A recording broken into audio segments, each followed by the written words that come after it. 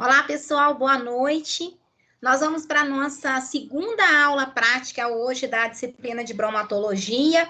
E hoje nós vamos ver uma aula sobre as proteínas, né? E como a gente lida com essas proteínas dentro da bromatologia, dentro desse estudo, né, dos alimentos que a gente tem feito em laboratório, não é?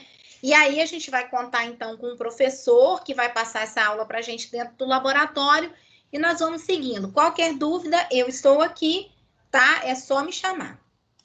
Vamos lá então.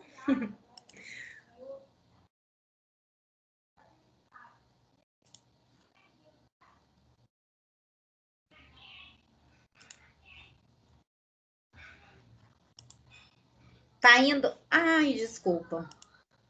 Já sei que ia, mas ia sem o áudio. Só um minutinho. Esqueci de colocar para incluir o áudio. Agora sim.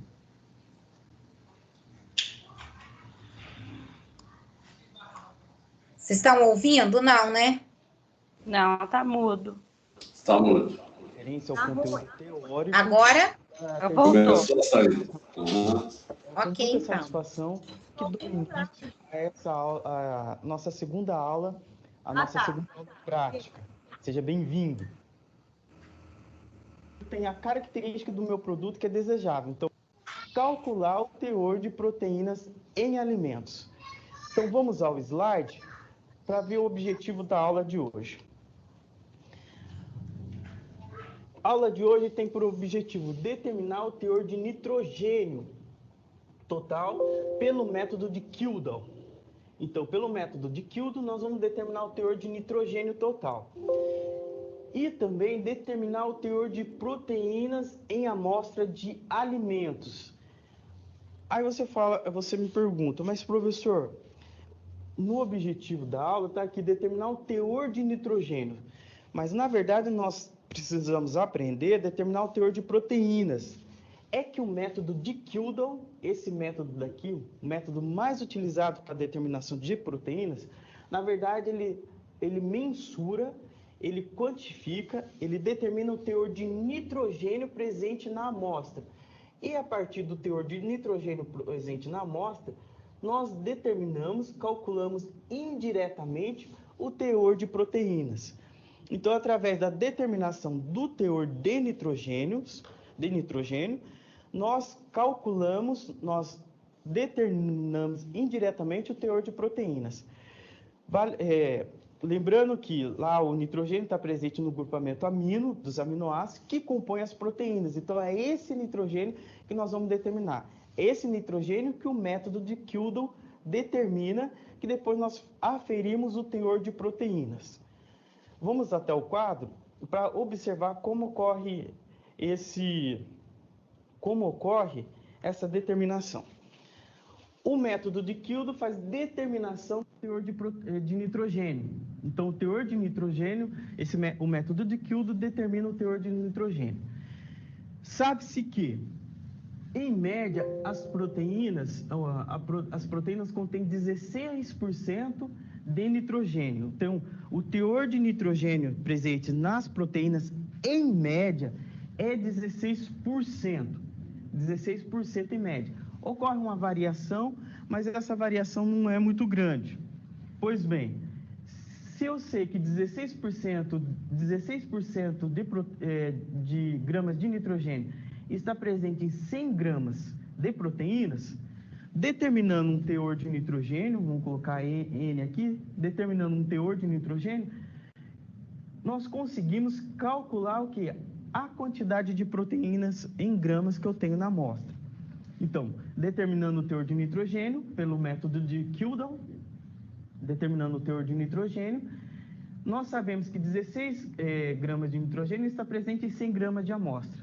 O teor de nitrogênio determinado pelo método de Kildall, eu faço a correlação e nós conseguimos obter o quê? A quantidade em gramas de proteínas presente na amostra. Essa relação matemática nos gera um fator de 6,25. Então, o teor de nitrogênio o teor de nitrogênio multiplicado por 6,25 gera a quantidade em gramas de proteína presente na amostra. Então, nós teremos a quantidade em gramas de proteína presente na amostra através da determinação do teor de nitrogênio. Aí você me pergunta, cara aluno, mas professor, tem outros componentes na célula que contém nitrogênio? Sim, existem outros componentes, por exemplo, os ácidos nucleicos, que contêm nitrogênio.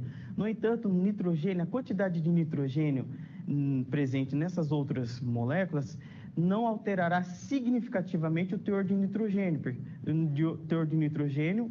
nas proteínas. Ou seja, a quantidade de nitrogênio presente nessas macromoléculas não altera significativamente a contagem total de nitrogênio da amostra, porque a parcela mais significativa de nitrogênio está presente na proteína.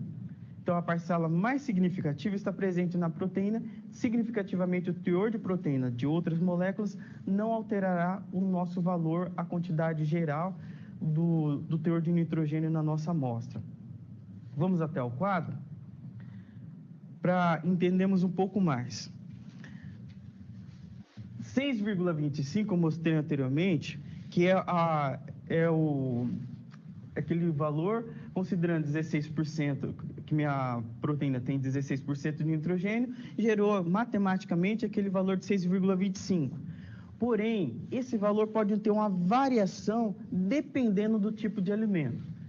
A carne, por exemplo, ela apresenta 16% de proteína. Então, logo, o fator multiplicador que vai multiplicar o teor de nitrogênio será 6,25.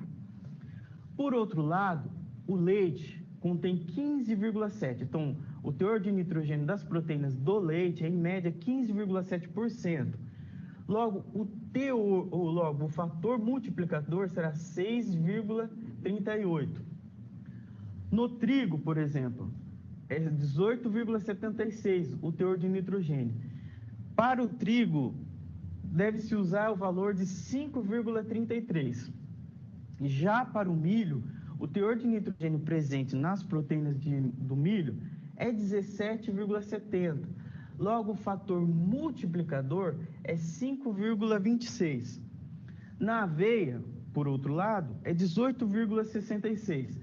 Então, o fator multiplicador é 5,36. Na soja, o fator é 5,52. E no arroz, que o teor de nitrogênio da proteína é 19,34, o fator multiplicador é 5,17. Então, esse fator multiplicador, ele pode variar de uma amostra para outra, de uma matriz alimentar para outra. Então, por isso, nós temos essa pequena diferença nesses valores multiplicador, devido à porcentagem do teor de nitrogênio da proteína daquela matriz alimentícia.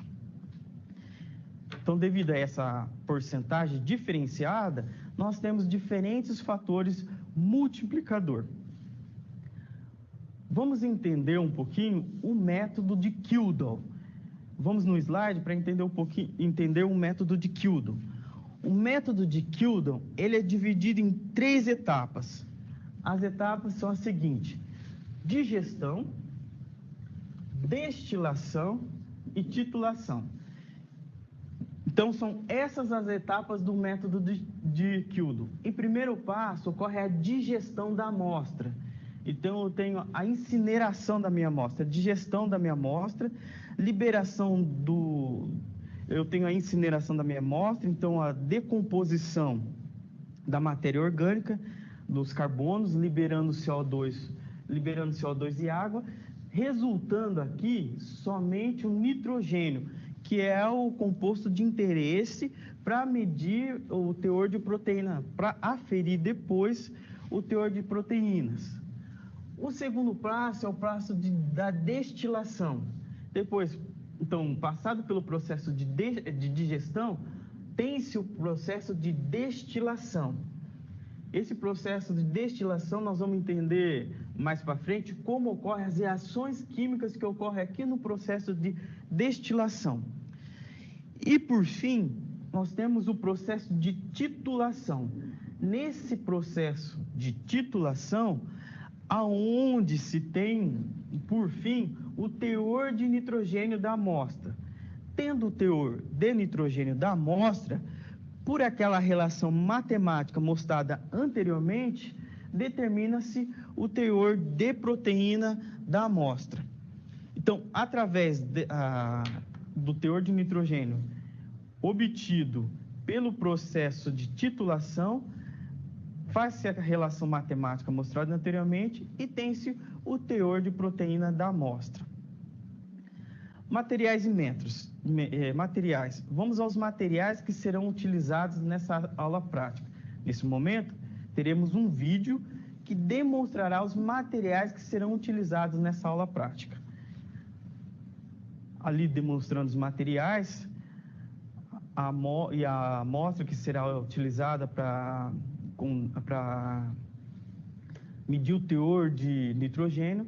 Nós temos o ácido clorídrico, hidróxido de sódio, leite em pó, que vai ser a nossa matriz alimentícia, qual nós vamos medir o teor de proteínas, gases, leite tipo A, que será realizada na nossa terceira aula, que também vai ser aula de proteínas, o indicador universal, o azul de metileno e o vermelho que será utilizado como indicador, o vinagre, que será também utilizado na terceira aula prática, que também é de proteínas, e a bureta, que será realizada para fazer o processo de titulação da amostra. Então, esses serão os materiais que nós vamos utilizar na aula prática. O bloco digestor, onde nós vamos inserir a nossa amostra para o processo de digestão. Então, ali vai ser o aparelho que nós vamos inserir o tubo para realizar o processo de digestão da nossa amostra. O ácido sulfúrico, que será utilizado também. Logo mais vamos entender a funcionalidade do ácido sulfúrico no processo. E ali, o bloco digestor está na capela. Esse é o aparelho de destilação. Esse será o aparelho, o destilador de nitrogênio. Esse será o aparelho que nós vamos utilizar para fazer o processo de digestão.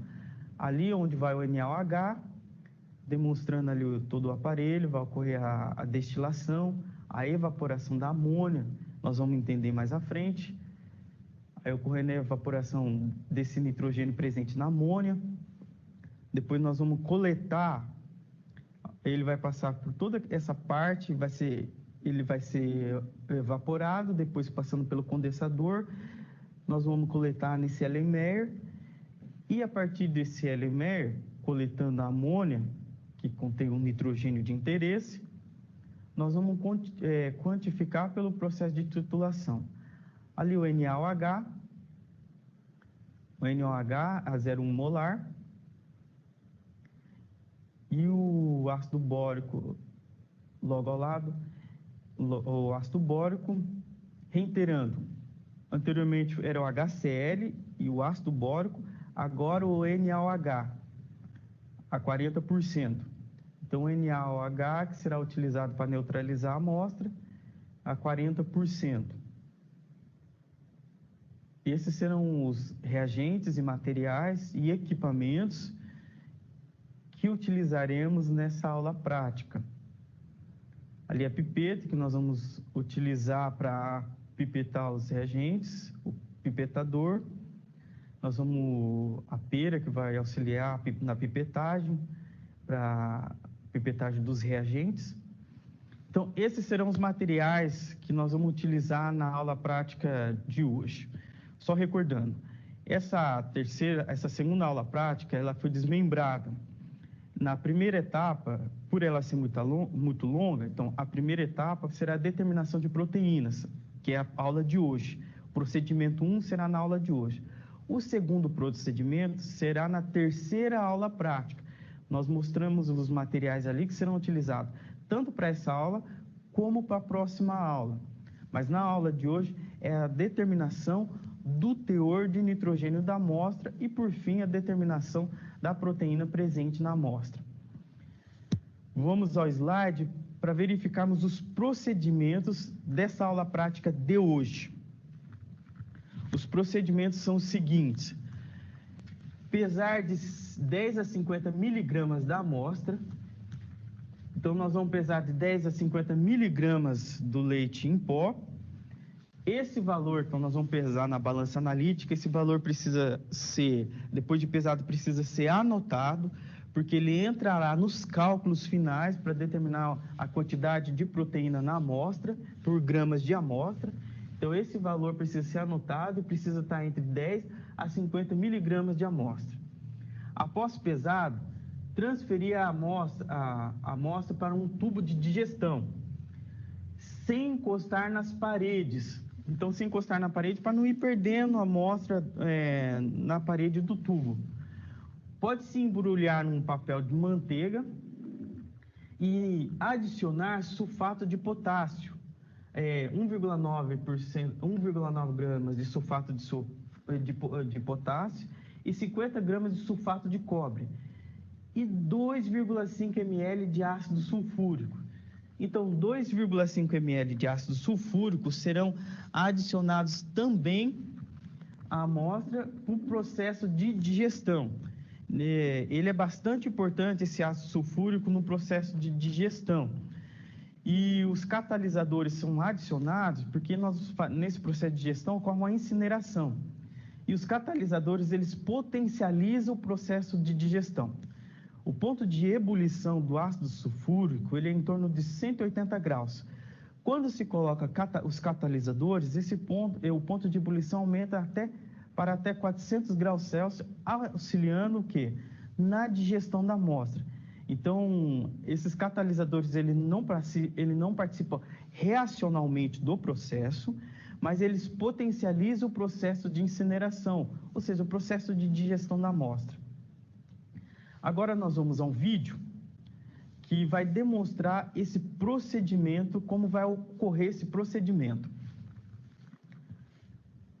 Pesando 16 gramas da amostra de leite em pó, coloca o papel manteiga, desconta o peso do papel manteiga, por isso está apertando o botão do TAR, de que zera a balança. Pesar entre 10 a 50 miligramas.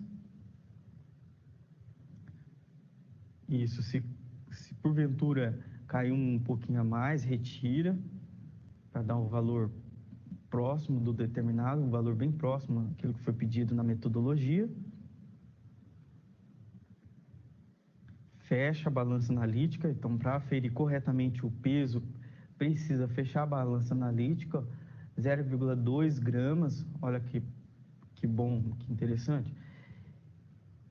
Olha como você vai proceder com a amostra agora.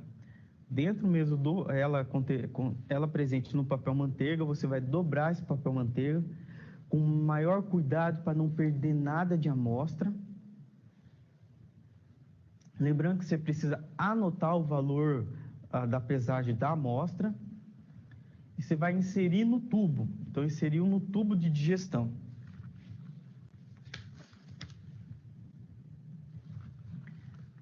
Se porventura sujou a balança analítica, é um equipamento caro, bastante delicado. Então, limpe a balança analítica, verifique se caiu algum resíduo, limpe a balança. E o leite em pó é bastante higroscópico, depois ele acumula água e ele pode levar um processo de corrosão também. Essa água acumulada depois pode levar à corrosão do material da balança analítica. Ali novamente pesando a terceira amostra, colocando a terceira amostra no tubo digestor, um papel manteiga. Aí, se você teve um pouquinho de dificuldade da amostra chegar até o fundo, a amostra precisa ir lá no fundo do bloco digestor.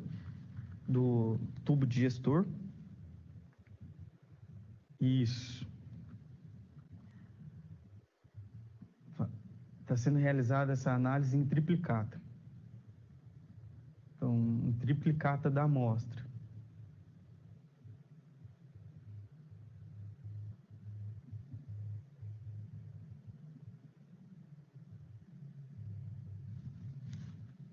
Fazendo em triplicata, por quê? Lembrando que quando você estiver na indústria, algum local, essas análises precisam ser feitas em triplicata. Então, essas análises precisam ser feitas em triplicata. E aí, agora nós vamos para os passos seguintes. Quais serão os passos seguintes? Vamos no slide para verificar os passos seguintes. Após colocada a nossa amostra no tubo, nós vamos colocar esse tubo no bloco digestor. Esse bloco digestor ele vai chegar à temperatura, na temperatura de 350 a 400 graus Celsius. O tempo de digestão pode variar de 1 a 3 horas. Esse valor de 1 a 3 horas pode variar bastante. Pode até acontecer de levar mais tempo para que ocorra a total digestão da amostra.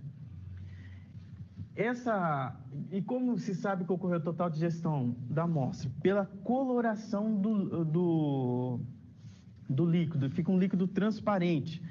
Então, a hora que você, após o processo de digestão, esse líquido ele fica transparente, um azul bem claro, bem transparente, translúcido. Nesse momento é que nós sabemos que ocorreu total digestão da amostra. Esse processo é bastante interessante, do Kildo, porque ele é bem visível. As mudanças de coloração são bastante importantes nesse processo para que a gente consiga observar quando toda a etapa foi totalmente realizada e se a etapa foi realizada corretamente. Então, esse método é bastante interessante devido a essas mudanças de coloração. Vamos ao vídeo agora, que vai nos demonstrar como proceder nessa etapa, colocando o tubo no bloco digestor. Lembrando que nós estamos lidando com ácido sulfúrico, vamos lidar com ácido sulfúrico. Então, precisamos estar devidamente vestido com jaleco comprido, de manga comprida, é claro. Esse processo será realizado na capela, porque no processo de digestão, a alta temperatura, nós estamos trabalhando com ácido sulfúrico, e nesse processo ocorre a liberação de gases. Então, a capela precisa estar ligada, após o processo ela vai estar fechada, para que esses gases nós não aspiramos esses gases tóxicos, porque ocorre a liberação de gases tóxicos. Vamos pipetar agora o ácido sulfúrico. Vamos colocar o ácido sulfúrico na amostra. Muito cuidado para lidar com ácido sulfúrico, é um ácido forte.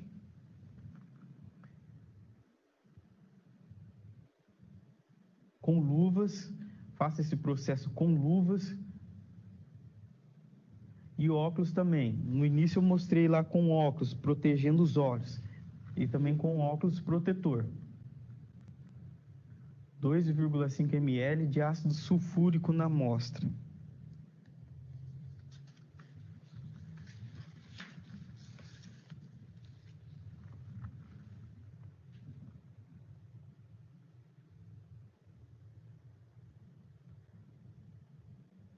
Colocado no tubo 1.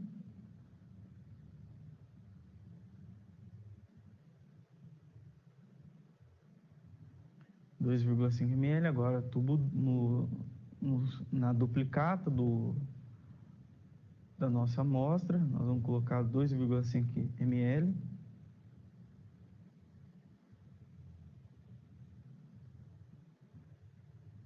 Sempre escorrendo o ácido na parede do tubo. Então, você escorre o ácido na parede do tubo.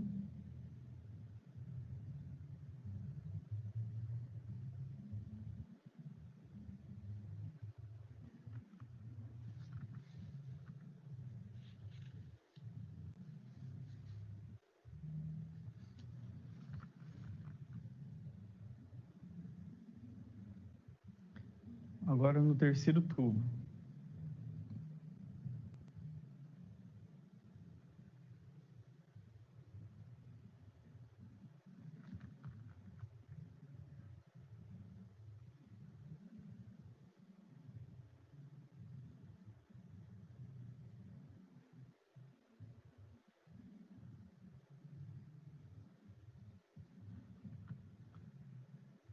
Feche o frasco com bastante cuidado. É um reagente perigoso, deve ser sempre manuseado na capela, nunca manuseá-lo fora da capela. Vamos colocar colocar a mistura catalítica. Então, o sulfato de cobre e o sulfato de potássio eles já estão misturados nesse frasco, no meu frasco ali. Colocando um pouco da mistura catalítica, não precisa ser muito. Ele é um catalisador, ele não participa do processo reacional. Ele só potencializa a reação. Então, ele acelera a reação. Esse é o princípio do catalisador. Colocando mistura catalítica.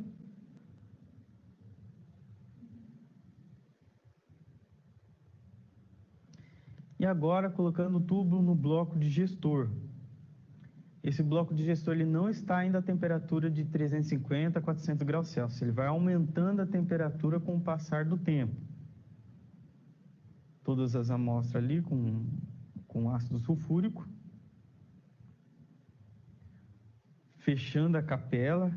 Esse processo tem que ser realizado, ele deve acontecer com a capela fechada, porque ocorre liberação de gases tóxicos. Ligando o bloco de gestor. Ligando o bloco de gestor.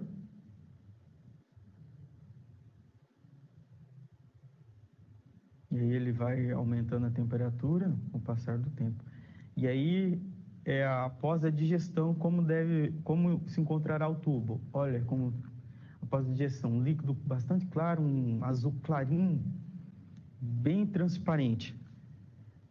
Isso, bem transparente. E a partir daí, vai para a segunda etapa. Então, olha só, lembrando que eu falei que as cores são bastante importantes.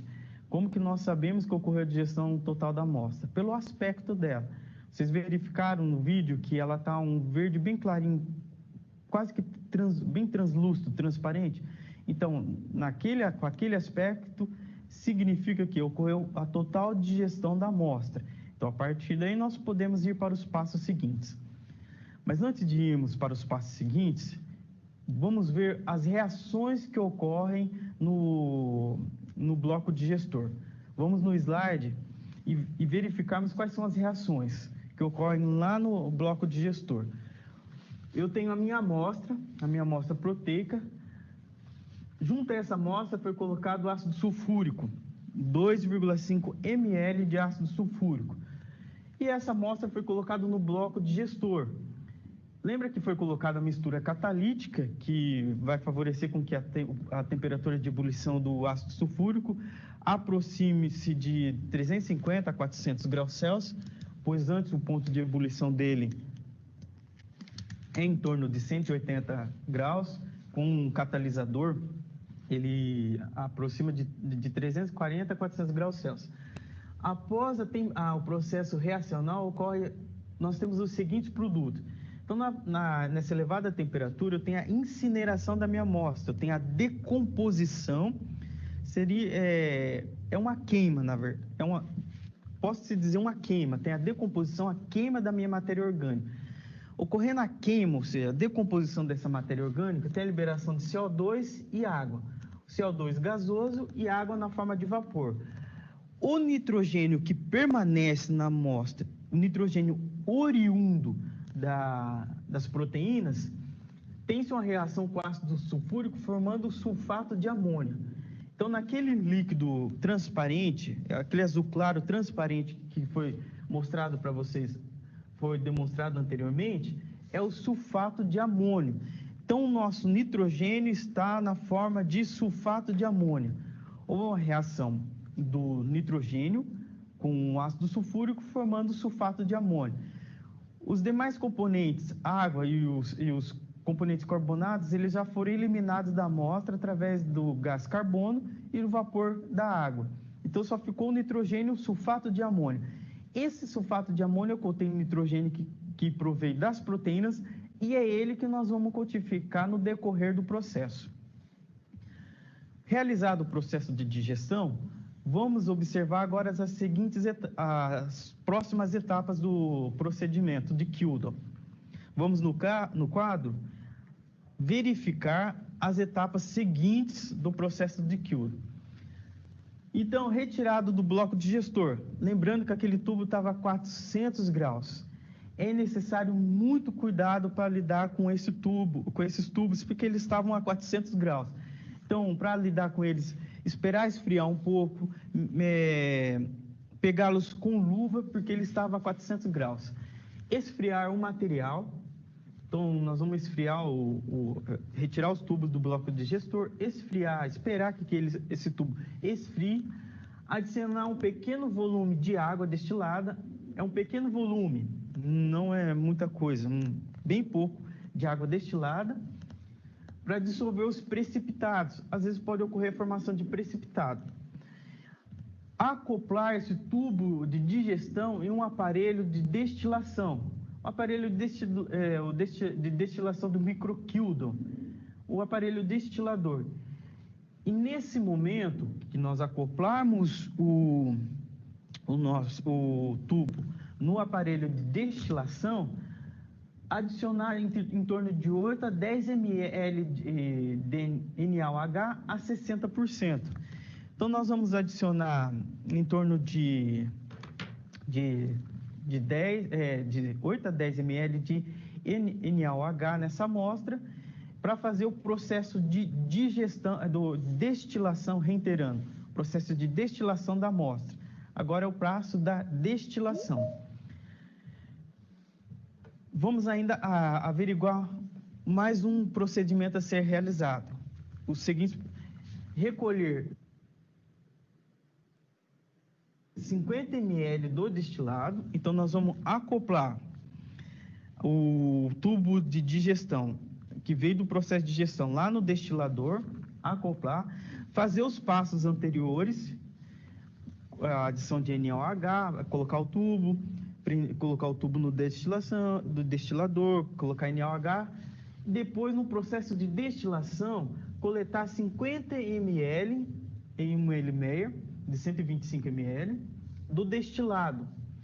Nesse LMR, ele vai conter 5 ml da solução saturada de ácido bórico e 2 a 4 gotas da solução indicadora. Essa solução universal, a solução indicadora, ela muda de coloração conforme o pH, que contém o vermelho de metila e o azul de metileno.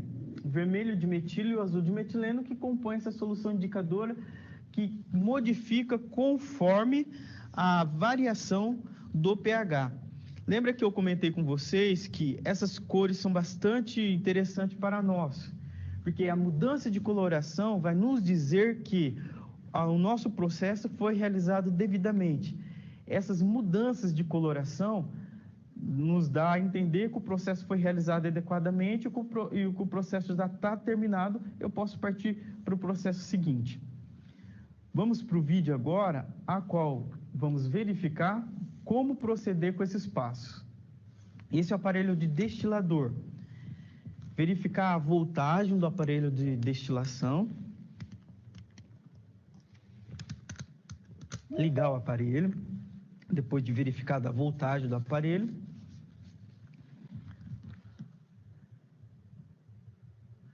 Olha o título do aparelho: destilador de nitrogênio, que ele é específico para fazer esse método de Kilden. Esses são ligar a chave geral. Muito bem, ó, ligando a chave geral. Ligar o nível, também precisa ser ligado, o nível do destilador. Verificar se a caldeira está com água é bastante importante, mas para frente nesse vídeo ainda, eu vou demonstrar para vocês onde nós vamos ligar na torneira. A princípio só estou demonstrando o funcionamento geral. E essa caldeira precisa estar cheia, precisa estar com água. E eu vou mostrar mais para frente no vídeo onde nós vamos, o registro a qual nós ligamos para que ocorra a entrada de água nessa caldeira. E ligar o aquecimento. O aquecimento também precisa ser ligado, porque nós estamos fazendo um processo de destilação, então precisa ter elevação da temperatura. Esse é o nível da temperatura e manter esse nível em torno de 5. Tá vendo? Apontei o botão número 5 lá, apertei no botão que ele está indicado número 5. Manter esse nível em número 5. Esse seria o aparelho de destilação.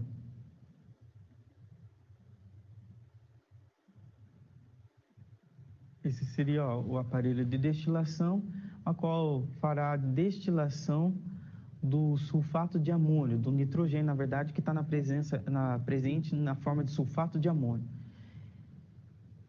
Esses serão os materiais que nós vamos utilizar nessa etapa: NaOH,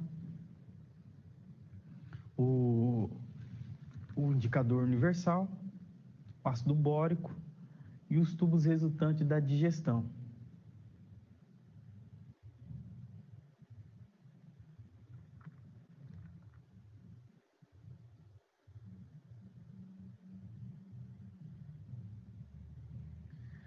Nós vamos adicionar ácido bórico, 5 ml de ácido bórico no LMR, que vai ser o local onde nós vamos coletar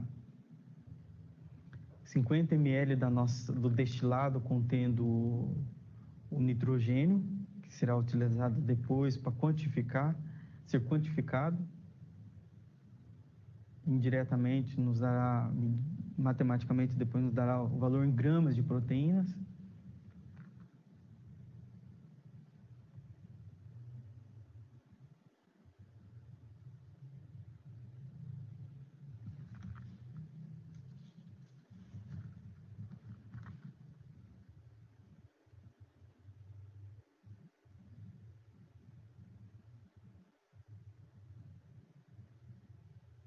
(5 ml do ácido bórico na LMR).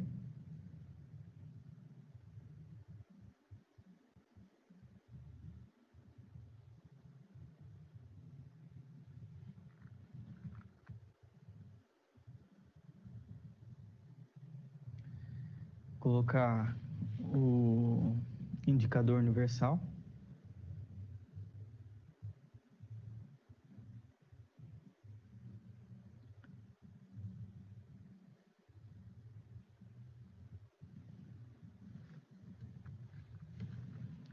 Colocando 2 gotas do indicador universal, o vermelho de metilo e o azul de metileno, 2 gotas de cada.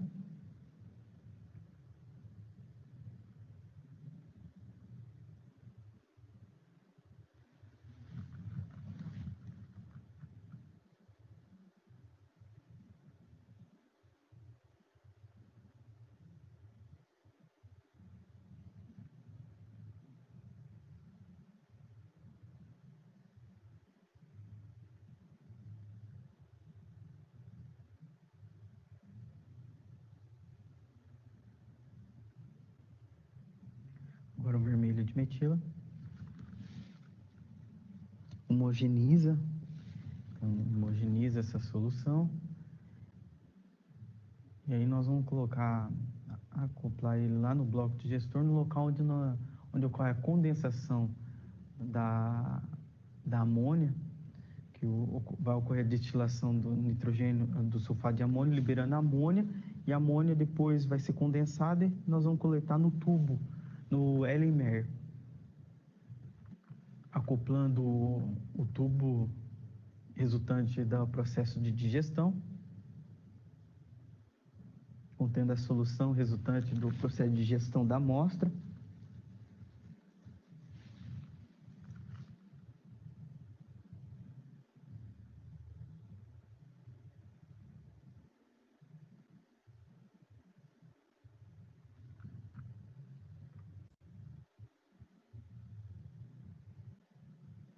NaOH.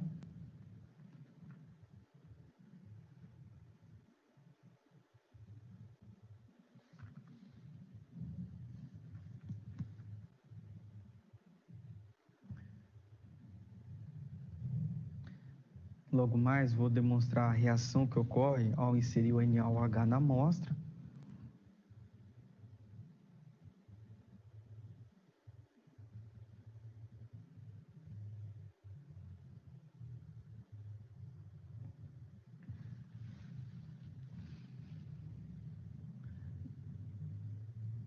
está fechado, o copo do digestor, do bloco digestor está fechado, a abertura dele. Está fechado aquele canal, então a princípio nós vamos colocar o NaOH, mas ele não vai descer até a amostra. Colocando o NaOH.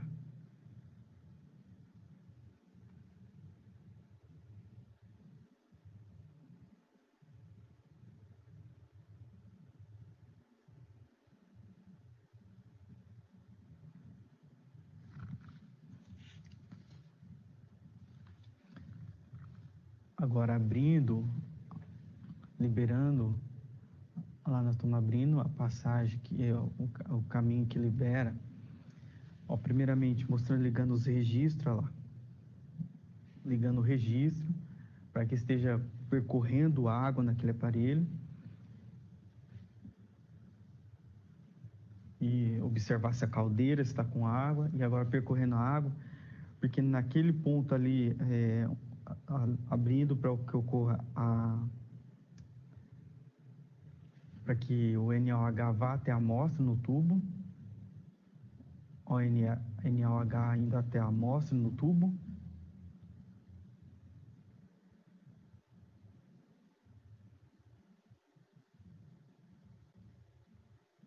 Muito bem. Aí fechando novamente esse é um sistema totalmente fechado, totalmente vedado. Por quê? Porque vai ocorrer a elevação da temperatura e aquele sulfato de amônio, ele vai para o estado de vapor, estado gasoso. E ele vai percorrer todo aquele caminho do aparelho e aí ele vai chegar ele vai depois passar pelo condensador. Nesse condensador tem água passando por esse condensador esfriando, porque ao chegar ali, a amônia vai para o estado líquido novamente e ela vai ser coletada no nosso L-Meyer contendo o ácido bórico com o indicador universal. Demonstrando o tubo ali com o NaOH. O aparelho está todo ligado, está em funcionamento. Vamos verificar o processo de destilação da amostra.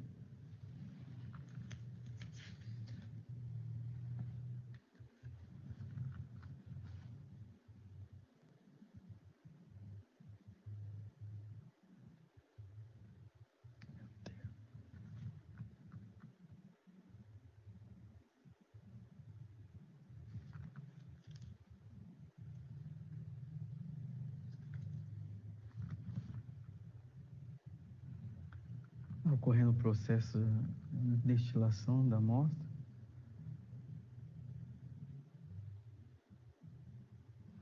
Então, tem-se elevação da temperatura, observa-se pela formação de bolhas. Como aquele sistema está todo fechado, todo vedado, a amônia vai ocorrer vaporização da amônia por elevação da temperatura. Está vendo aquele canalículo no meio do tubo? A amônia, então, como o sistema está todo vedado, ela tenta escapar por algum ponto do aparelho.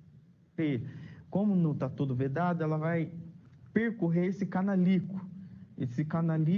Aí depois chegando até o condensador, lá no condensador tem a condensação da amônia e ela é coletada no Erlenmeyer. Então ela vai começar a ser coletada no Erlenmeyer contendo o ácido bórico e o indicador universal.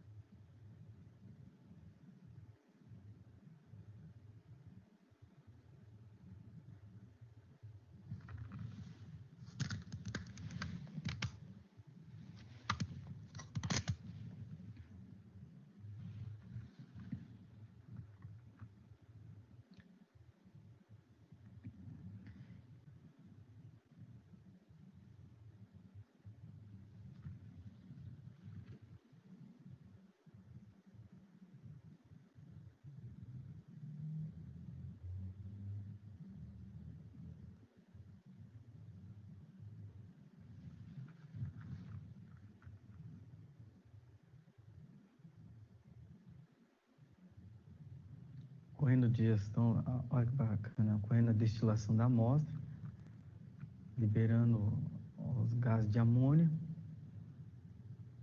Ele vai percorrendo todo o aparelho, chegando até o condensador, que tem a abertura, depois um canalículo, tem a abertura para o Ellenmeyer. Ali no condensador, se essa amônia que está no estado líquido, no estado gasoso, vai para o estado líquido e é coletado no Ellenmeyer.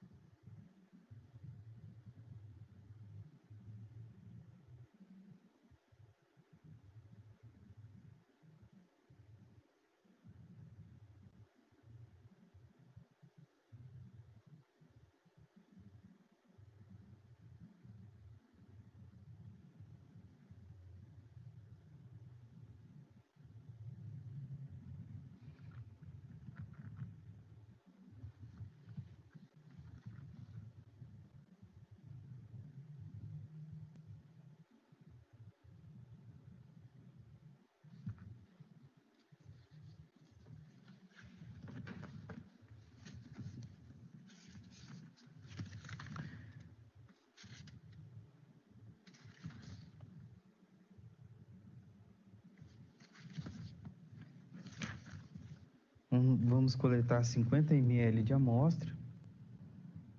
Na hora que chegar em 50 ml, nós vamos parar de colher a amostra para coletar 50 ml.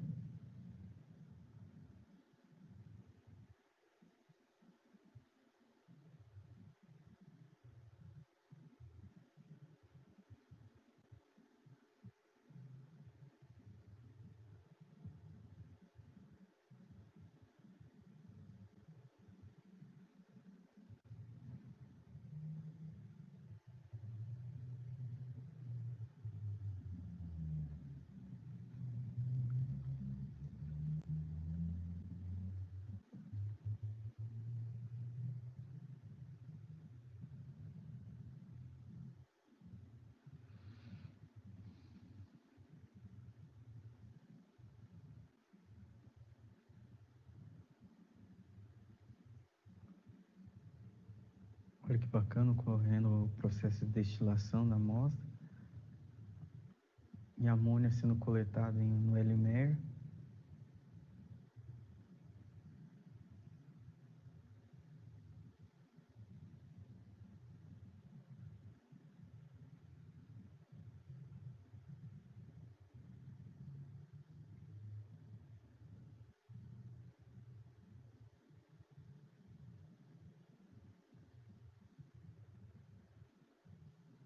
Vocês estão observando que ainda estou com luva nas mãos, porque estamos mexendo com reagentes básicos e ácidos, né? Ácido bórico, o NaOH.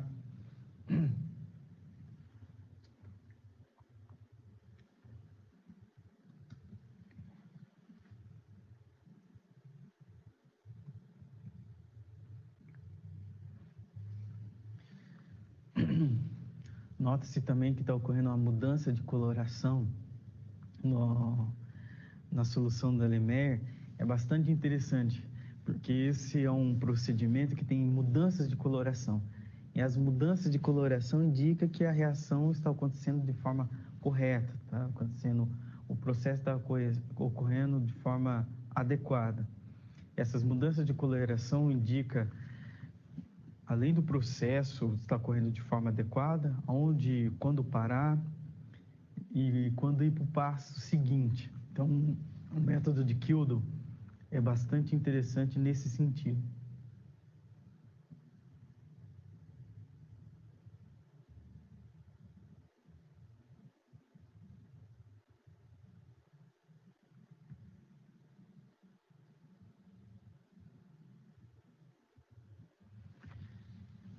Vamos coletar até 50 ml.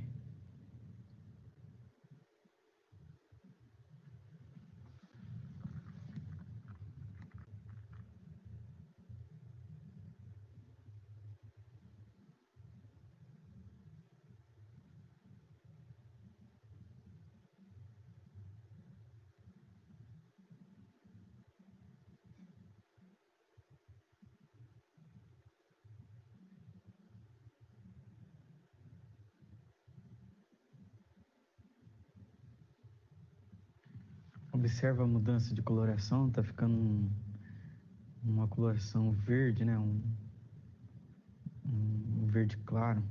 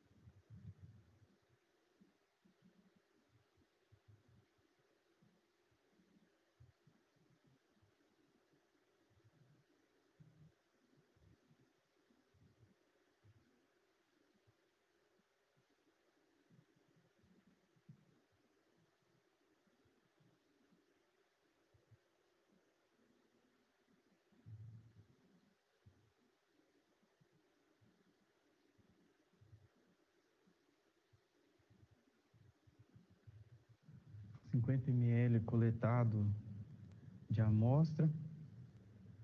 Observa a coloração, ficou esse verde bonito, esse verde claro. Então tem essas mudanças de coloração.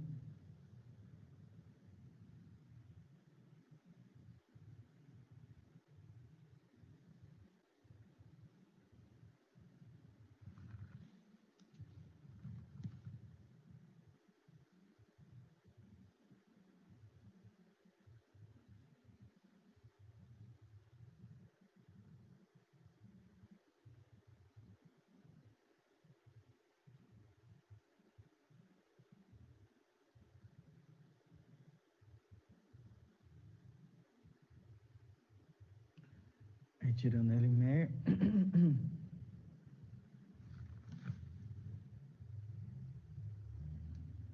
Coloco um outro frasco, porque ainda continua gotejando um pouquinho, está ocorrendo condensação. E aí nós temos nossa amostra coletada.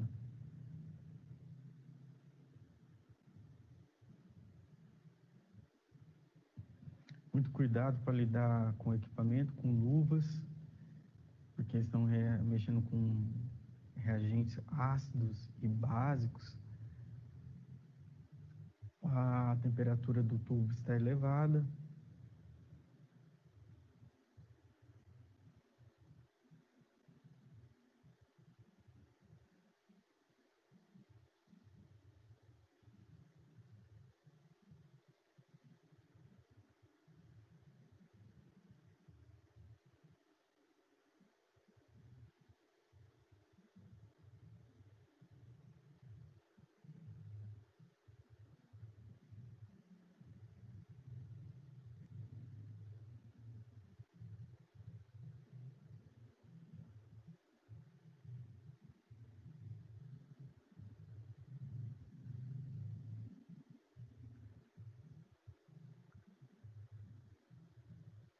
Vamos colocar outro tubo agora para fazer a digestão da duplicata.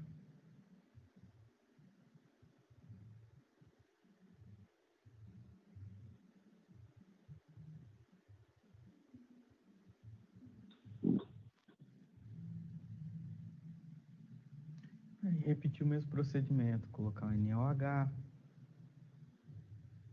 colocar o Heller contendo o ácido bórico,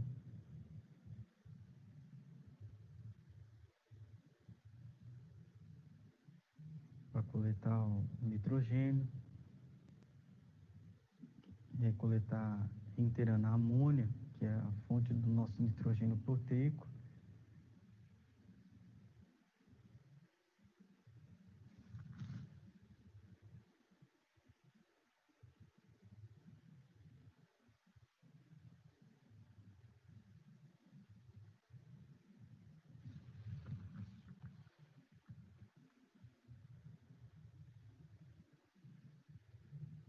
Colocar o Elmer, então pipetar o ácido bórico.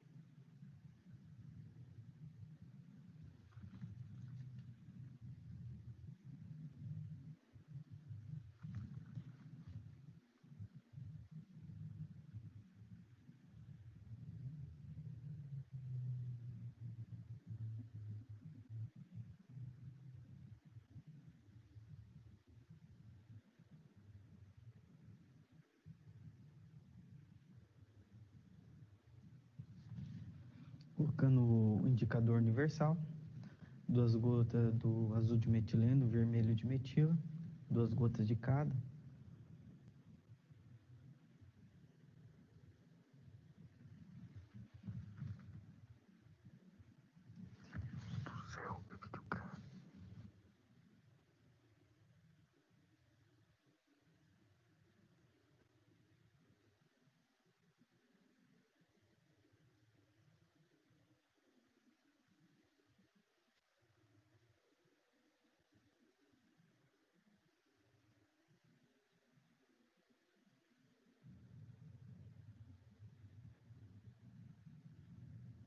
Nós vamos fazer todo o processo novamente, destilação.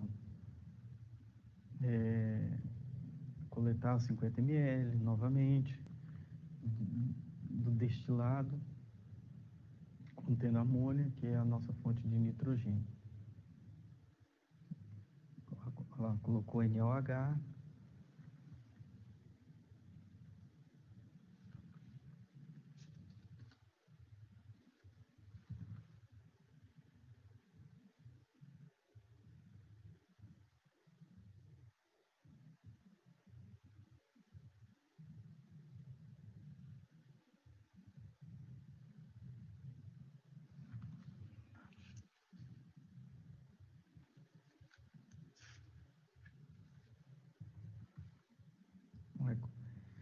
E aí nós vamos realizar o processo, todo o processo novamente coletando a amostra. Vamos entender qual a reação que ocorreu no processo de destilação. Vamos ao quadro. O processo de destilação, no início, foi colocado NaOH. Então, tinha o sulfato de amônia, resultado do processo de digestão. Na presença de NaOH, tem a seguinte reação com a formação do sulfato de sódio e amônia livre. Essa amônia, no processo de destilação, vai ser coletada lá no Elmer, vendo o Elmer com ácido bórico? A amônia com ácido bórico tem a formação de borato de amônio. Esse borato de amônio que vai estar presente aqui no Elmer, que depois será realizado para titulação da amostra.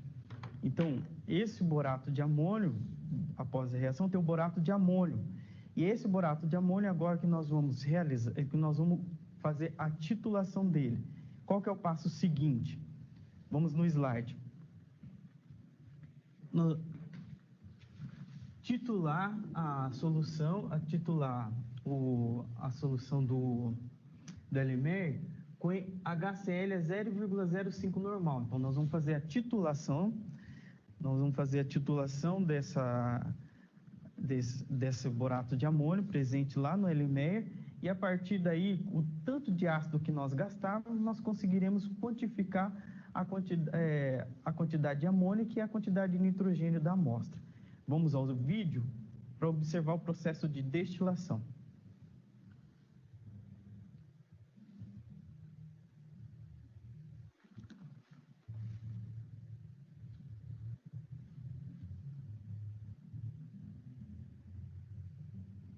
Ali ainda mostrando, coletando a amostra, a duplicata que nós havíamos colocado no vídeo anterior.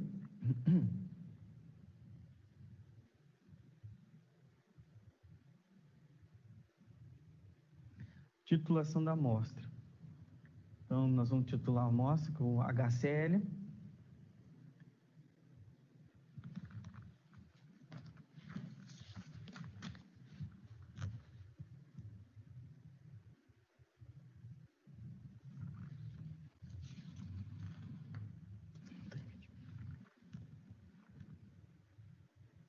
Vamos mostrar a bureta está fechada.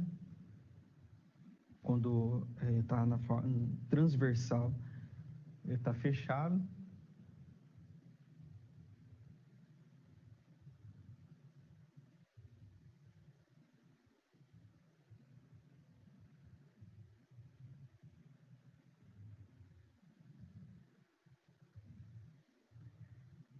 E aí nós precisamos completar aquela parte da bureta também com HCl. Então, por isso, vou abrir um pouquinho para escorrer um pouco de HCl e completar toda aquela porção abaixo que antes não continha HCl, a solução de HCl. Não pode ter bolha, então estou demonstrando ali, não pode ter bolha. O volume tem que estar, o menisco tem que estar aferido de forma correta. Isso exatamente, para depois não termos um valor errado no volume da titulação. Lembrando que as mudanças de coloração são bastante interessantes nesse procedimento. Nós vamos titulando, e quando nós vamos saber que a titulação foi terminada, quando ocorre a mudança de coloração, de verde vai formar uma coloração vermelha. E aí quer dizer que a nossa amostra foi totalmente titulada, já está pronta.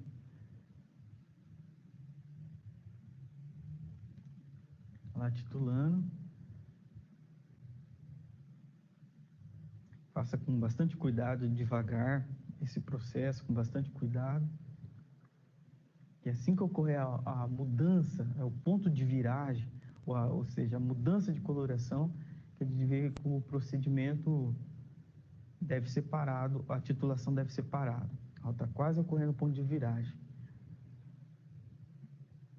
Está observando que quase formando uma coloração meio vermelha, meio rosa, mais um pouquinho, mais umas gotas.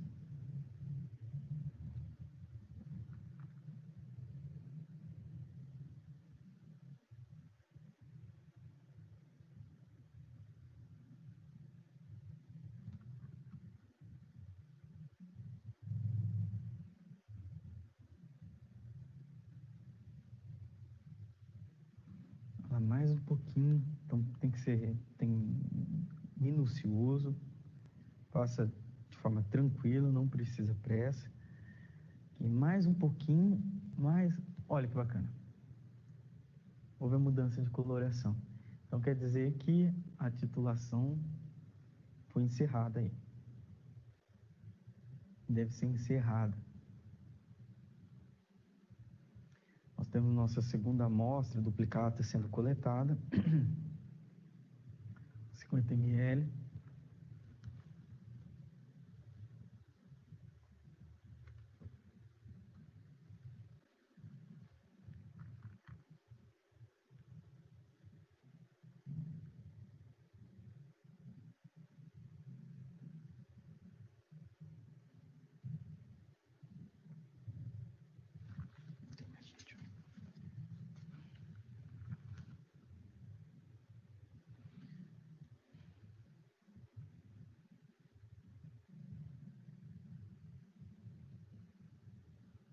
Vamos retirar o segundo tubo.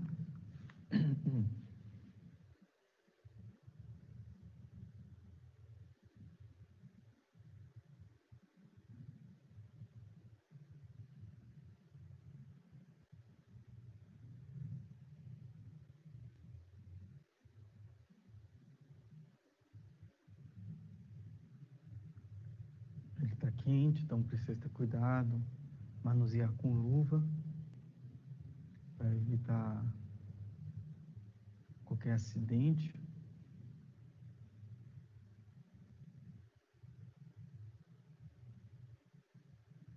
Tira o tubo bem devagarzinho, porque tem líquido ainda naquele canalículo branco ali, então esperar correr tudo líquido.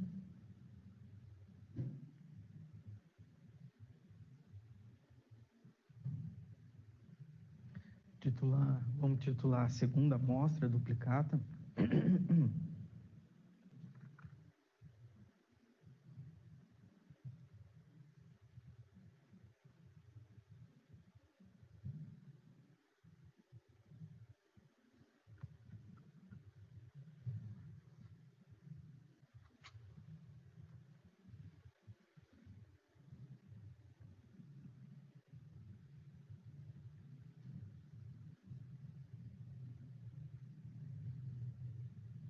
A segunda amostra sendo titulada.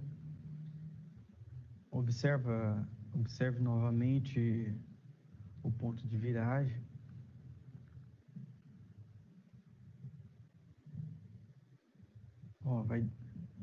Passa com bastante calma esse processo, porque às vezes uma gota só falta para que ocorra a viragem pronta. Houve a mudança de coloração, quer dizer que a titulação foi completa.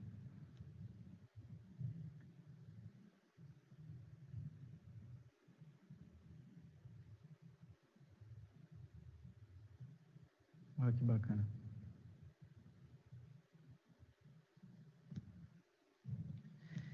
Então, precisamos fazer essa etapa com bastante calma e de forma bastante minuciosa, porque às vezes falta uma gota para ocorrer o ponto de viragem. E aí, ocorreu o ponto de viragem, você sabe o tanto de HCl que você colocou, observa o quanto foi consumido. Aquele volume que foi consumido será utilizado para realizar o cálculo. Então, aquele volume que foi consumido será realizado para os cálculos. A segunda amostra, quando você for realizar a segunda amostra, complete a bureta novamente com HCl, completando, observando o menisco certinho. Você faça a segunda titulação e depois anota novamente a quantidade de HCl que foi gasto. Vamos ao slide para observarmos qual é a reação que ocorre durante o processo de destilação. Durante o processo de destilação,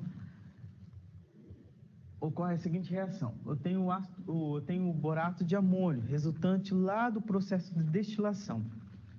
O borato de amônio reage com HCl, 3HCl, observa ali o cálculo estequiométrico, reage com 3HCl, formando 3 cloreto de amônio e resultando na formação liberando o ácido bórico novamente para o meio. Então, eu tenho uma relação estequiométrica de 3HCl para 3 amônio, cloreto de amônio. Lembrando que esse nitrogênio aqui desse cloreto de amônio, ele veio lá do nitrogênio da nossa amostra. Ele é lá da amostra proteica nossa, que veio lá das proteínas. Então, eu tenho uma relação de 3 para 3 aqui. Cada 3HCl me gera 3 cloreto de amônio. Então, o volume de HCl gasto, representa a quantidade de cloreto de amônio que eu tenho no meio. Porque eu tenho o volume, eu tenho a normalidade ou a molaridade da minha solução. A concentração, nós podemos o quê? Fazer a inferência da quantidade de amônio que eu tenho na amostra através da quantidade de HCl que foi gasto. E aí, a partir daí, nós podemos fazer o seguinte cálculo. A porcentagem de nitrogênio da amostra. Então, nós vamos utilizar essa relação matemática, toda essa relação matemática, para chegar na quantidade de proteína presente na amostra. Eu tenho a porcentagem de nitrogênio será calculada da seguinte forma. Eu tenho o volume de HCl que foi gasto, a normalidade, a concentração, que no nosso caso é 0,02 normal, eu tenho a concentração de HCl presente no meio, então a concentração de íons a mais que serão liberados, que vão reagir. Esse 14 é o fator que corresponde ao peso molecular do nitrogênio. A multiplicação por 100, porque nós teremos o valor do nitrogênio em porcentagem. Então, tudo isso daqui dividido pelo valor da amostra, o peso da amostra. Então, é necessário que você tenha anotado o peso exato da sua amostra, porque ele vai entrar aqui no cálculo. Multiplicado por 100, nós teremos o quê? Nós teremos a porcentagem de nitrogênio na amostra. Essa porcentagem de nitrogênio na amostra nos dará o valor da porcentagem de proteína. De que forma? Eu tenho o fator de conversão. O fator de conversão, 6,25, multiplicado pela porcentagem de nitrogênio, me dá a porcentagem de proteína da amostra. Da onde veio essa relação aqui? Essa relação veio dessa relação matemática lá no início, mostrada lá no início. 16 gramas de nitrogênio, 16% ou 16 gramas de nitrogênio em 100 gramas de proteína. A quantidade em nitrogênio que nós obtivermos me dará X gramas de proteínas. Essa relação matemática me gera esse fator de 6,25. Então, esse fator de conversão. Dessa forma, nós conseguimos obter o valor em gramas de proteína através da porcentagem de nitrogênio. Vale ressaltar que esse fator de conversão, ele pode variar um pouco de alimento para alimento. Na matriz alimentar, qual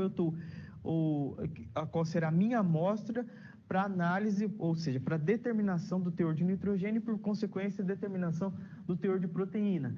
Esse valor pode variar e no início da aula nós observamos a tabelinha, aquela tabelinha que tem diferentes valores para soja, o fator de conversão para soja, para o leite, para o trigo, entre outros. Então, esse valor de conversão pode variar de uma amostra para outra, de uma matriz alimentar para outra. Então, o método de Kilden, na verdade, ele determina o teor de nitrogênio, que, por consequência, através do teor de nitrogênio por relações matemáticas, nós conseguimos determinar a quantidade em gramas de proteína da amostra. Ele é um método um pouquinho trabalhoso, mas bastante interessante, claro, uma vez que as mudanças de coloração me levam a entender que aquele processo foi encerrado e eu posso dar prosseguimento para outro processo e este está acontecendo de forma adequada. Então, num bloco de gestor tem a formação de uma coloração clara, bem translúcida, uma solução bem límpida. Depois, no processo de destilação, a hora que nós vamos coletando, tem a formação daquela coloração verde, aquele verde vivo, aquela coloração verde bonita. E depois, no processo de destilação, eu tenho a mudança da coloração para uma coloração vermelha, rosa. Então, essas mudanças de coloração é bastante importante, porque é ela que vai me dizer que o processo está encerrado. E essas mudanças de coloração, ela é devida a quê? É devido ao indicador universal. O indicador universal, ele muda de coloração conforme as condições do meio, conforme o pH do meio. As alterações de pH durante a análise, as alterações que vão acontecendo, geram uma mudança na coloração. Esse indicador tem uma mudança de coloração, por isso que o nome dele já é indicador universal, porque ele vai indicando para a gente que houve mudança no processo e que o processo está encerrado. Vamos observar as vantagens e desvantagens do método de Kilden. Quais são as vantagens do método de Kilden? ele tem uma grande vantagem que ele é aplicável a todos os tipos de alimentos. Esse método é bastante interessante, por isso que ele é um método oficial para dosagem de proteína em alimentos, bastante utilizado na indústria, em laboratórios de físico-químico, laboratórios de bromatologia. Futuramente você pode estar trabalhando em um desses locais, um laboratório de bromatologia, um laboratório de físico-química dentro da empresa. E esse método é utilizado em indústria. Quando for solicitado para você realizar a dosagem, o teor de proteína de um determinado alimento, que é de bastante importância. Então, o método de Kilder ele é bastante utilizado para todos os tipos de alimento. É relativamente simples, não é um método complicado, que tem nuances, detalhezinhos no meio. Então, relativamente, ele é um método analítico simples, não é um método caro. Então, podemos observar que não tem reagentes caros, que deixa o método muito caro. É um método preciso. Então, ele é preciso porque o valor ele é preciso. Então, esse método, o Kildahl foi o cientista que desenvolveu, o pesquisador que desenvolveu esse método, e é um método bastante preciso quando comparado a outros métodos. Trata-se de um método oficial para determinação de proteínas. Esse é o método oficial. O método de Kildahl ele é um método oficial para determinação de proteínas. Ele vem sendo modificado para análise de microgramas de proteínas, microquildo. Então, tem ocorrido modificações nesse método.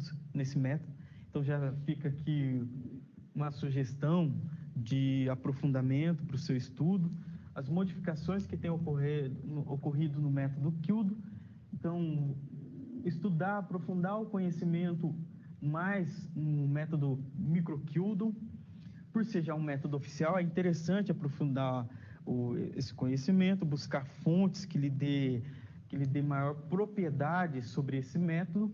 Então, tem ocorrido modificações para modificações desse método, o método microquildo, ou seja, mostra que às vezes tem uma quantidade menor de proteína, então tem uma quantidade um pouco baixa, também para que ele possa ser utilizado para calcular o teor de proteína dessas amostras.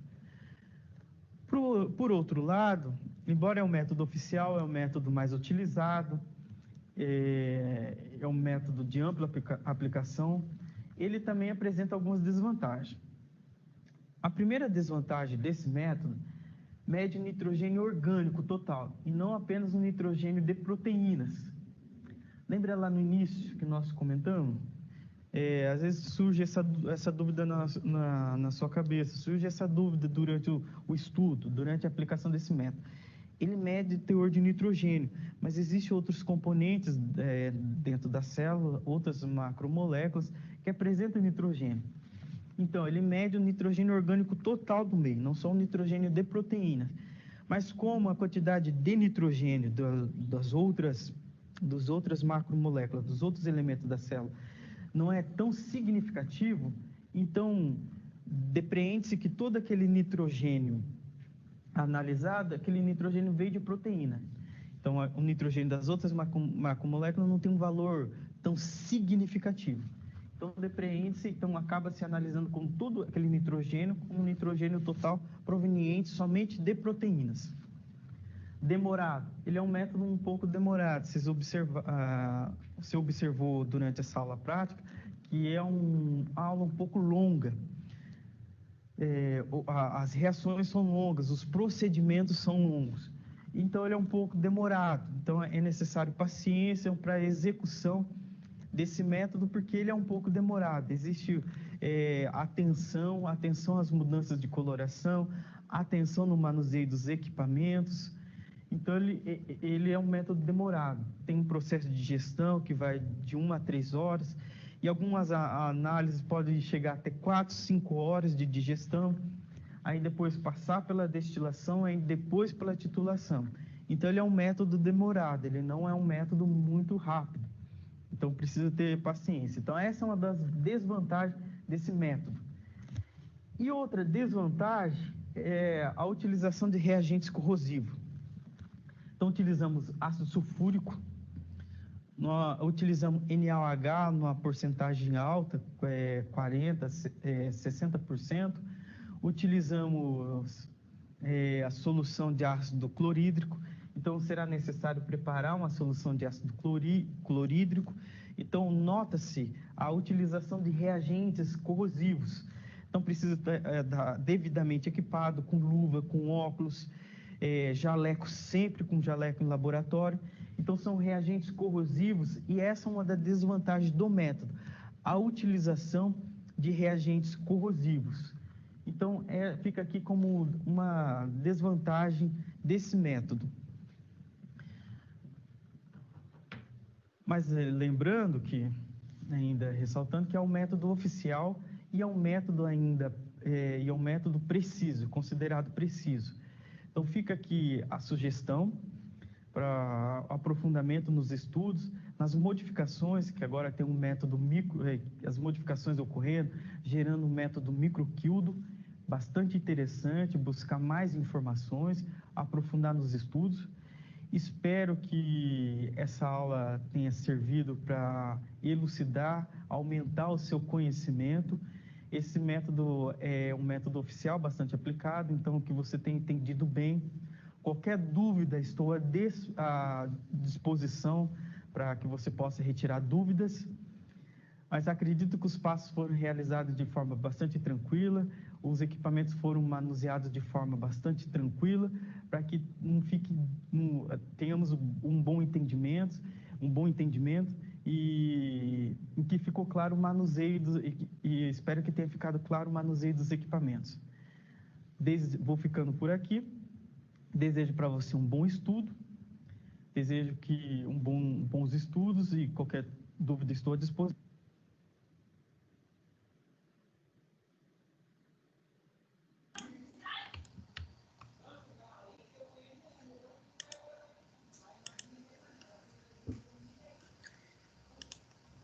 Bom, pessoal, essa foi a nossa aula, né? Uma aula de determinação, né? Com proteínas, a determinação do nitrogênio presente. É uma aula que ela precisa realmente ser muito detalhada, precisa ter bastante paciência para conseguir fazer, né? Ter o resultado que é interessante no experimento. Então, assim, depende mesmo